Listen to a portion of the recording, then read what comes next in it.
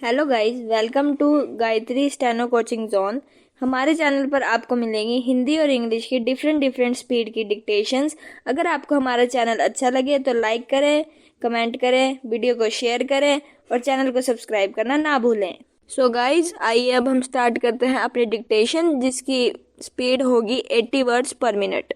श्रीमान, मैं तो यह कह रहा था कि राज्य सरकारों का समाचार पत्रों के प्रति अगर यही रवैया रहेगा तो देश में इस धारणा को बनने से कोई रोक नहीं सकेगा कि हमारे देश में निष्पक्ष समाचार पत्रों के लिए कोई स्थान नहीं रह गया है। बेराम, वित्त मंत्री के जिस वक्तव्य का मैंने उल्लेख किया, यह जो सज्जन अभी व्यवस्था का प्रश्न उठा रहे थे, मैं उनसे चाहूँगा कि वे पहले उस वक्तव्य को देखने का कष्ट करें और तब इस प्रकार के व्यवस्था के प्रश्नों को उठाएं। बेराम, मैं यह भी कहना चाहता हूँ कि दिल्ली में भी कुछ इस प्रकार के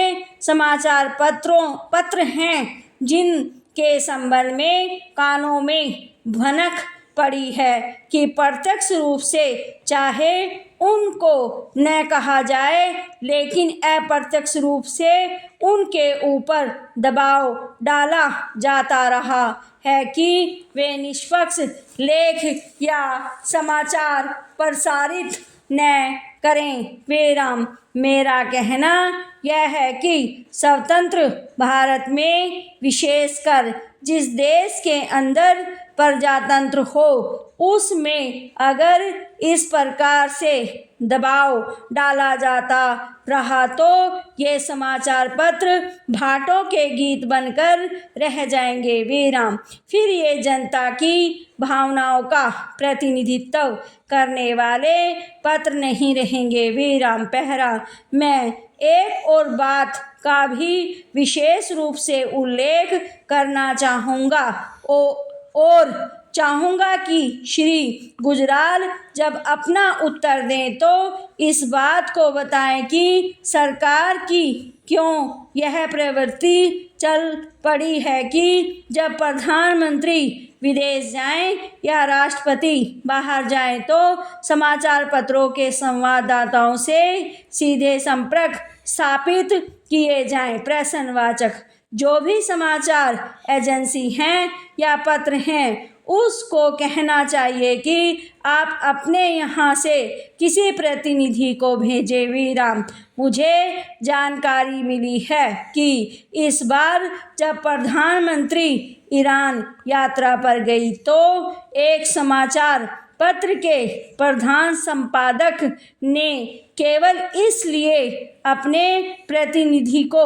भेजने से इनकार कर दिया क्योंकि सरकार ने सीधे उनसे संपर्क स्थापित किया था। बेराम, यह प्रवृत्ति भी इस बात की परिचायक है कि हमारे देश में निष्पक्ष समाचार पत्रों की क्या स्थिति बनती जा रही है। बेराम, अगर यह हाल रहेगा तो प्रजातंत्र के लिए गौरव की बात नहीं होगी बल्कि अभिशाप होगा। बेराम, पहरा, इसी तरह की एक बात जो मैं यहाँ कहना चाहता हूँ वह यह है कि समाचार पत्रों को, अखबारों को जो न्यूज़ प्रिंट मिलता है उसकी स्थिति यह है कि लगभग 82% न्यूज़ प्रिंट विदेशों से आयात होता है। विराम, अभी पीछे जो आंकड़े दिए गए थे उनके अनुसार गत वर्ष